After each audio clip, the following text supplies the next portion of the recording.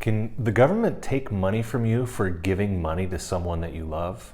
The answer is absolutely yes, and it's called a gift tax. Hello, this is Estate Planning Weekly, episode number 29. I am your host, Don Rolfe, the owner and founder of Northwest Legal Planning, an estate planning and probate law firm located in West Linn, Oregon, and serving the greater Portland metro area. The gift tax, what is it? Does it make sense? In my mind, it doesn't, but we all know that the government is going to get its cut out of every transaction that it possibly can. So all the way from the federal, state, county, city, there's always an entity looking to get their cut of any changing of value. So whether that be income, capital gain, and yes, even gifts. The federal government has a gift tax. How does it work?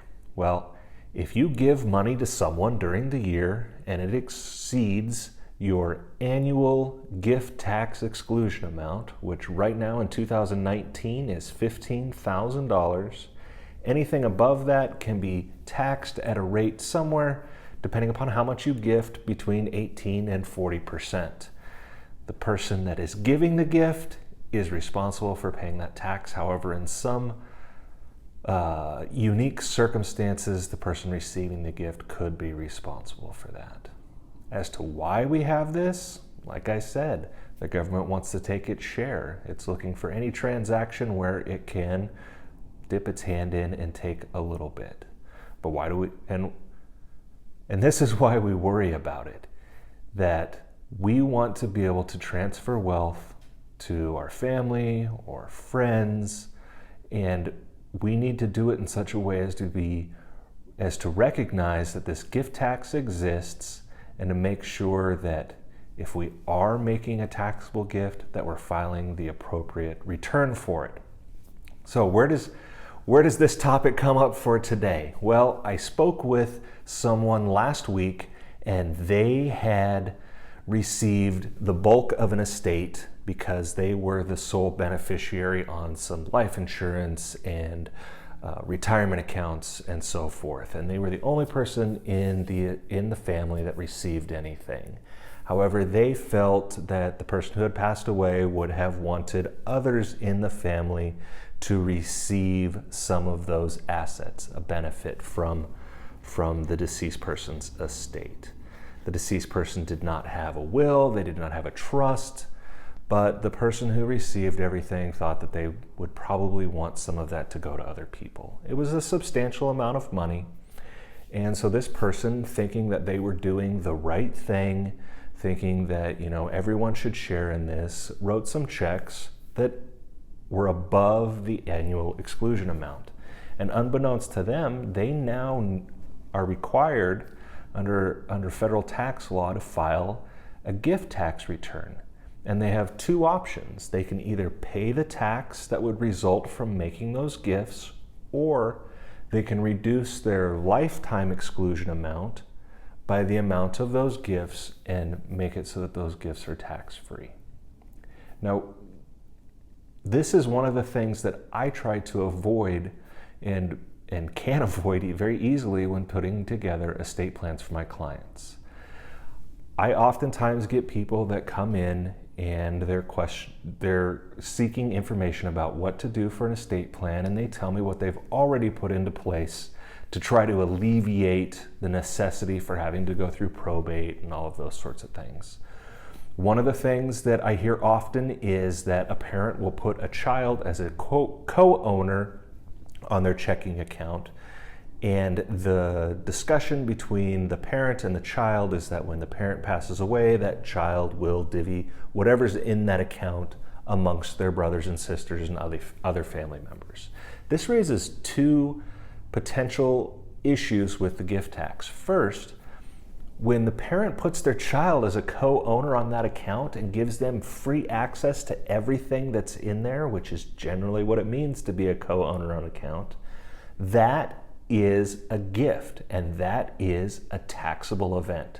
So immediately when putting that child onto that checking account or savings account or whatever it is, if that child has access to those funds, that is a taxable event. That is a taxable gift. So if it's above that exclusion amount, $15,000 per donee right now in 2019, then technically they would have to file the appropriate gift tax return and claim that with the IRS. Then, after mom or dad passes away and that account by operation of law passes to the sole surviving joint account owner, which is the child, let's say there's $150,000 in there, they have 2 siblings, so they're going to give $50,000 to each of their siblings. This again raises a taxable event. Each of those $50,000 checks that they would write, one to brother and one to sister, is a gift which exceeds the annual exclusion amount. So child, who was the joint owner, is now responsible for the gift tax on those 2 gifts. It's really a situation that most people do not think about, but it's easy to get caught in a tax trap almost by thinking that you're getting around the difficulties of administering an estate by doing some planning like this, by putting people as joint owners. And really you're doing a disservice to the child that you're bringing into it, and that child doesn't recognize what they're getting themselves into. Another one I see a lot is that they've just done a quitclaim deed to child number 1 for their house. So they're making a present interest gift of the house, making that child the sole owner of it, or maybe even co-owner with mom or dad, and that is a gift as well. And this one has the same issues as the checking account, but it has another one that's lumped on top of it. Mom and dad bought the house in 1980 for $50,000. They transfer interest to child number 1 in 1995, and the value of the house is $200,000. The basis for that child does not get stepped up then after that.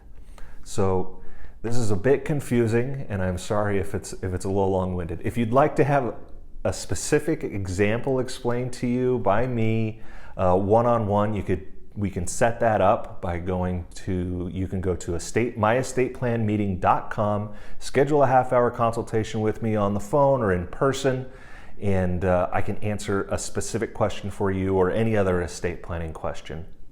So the step up in basis basically means that if it were not transferred during the lifetime, mom and dad bought it in 1980 for $50,000.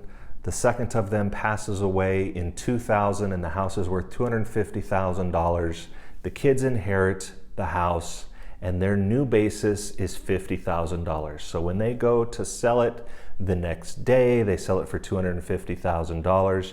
There's no capital gain tax on that. However, if it's transferred during the lifetime, that basis gets locked in. And then when mom and dad do pass away, the child is looking at having a capital gain on that property when they sell it and having to pay an additional tax on top of the gift tax that should have been paid by mom and dad when they gifted the house during their lifetime to their child. It really is just a mess. You would think that giving money away would be a good thing, that the government wouldn't step in, but every gift that you give someone adds a little bit to that annual exclusion. So if grandma and grandpa give their grandson a $100 present for Christmas, that is included in the annual exclusion amount. So if they wanted to gift the full $15,000, they would only be able to write a check for $14,900 to their grandchild in order to come in under the gift tax exclusion. If they wrote a check for $15,000, technically they would have to claim that $100 on a gift tax return for that year. I know it's confusing, It doesn't make sense. But the good thing is that we can fix it. We can make sure that these problems do not arise. And if something has happened already that's a taxable event, there is a chance that we could unwind it to say it was a mistake and get everything back to where we're not having to pay this gift tax. You're not having to file that gift tax return. You're not having to claim a portion of your lifetime exclusion amount because a mistake was made.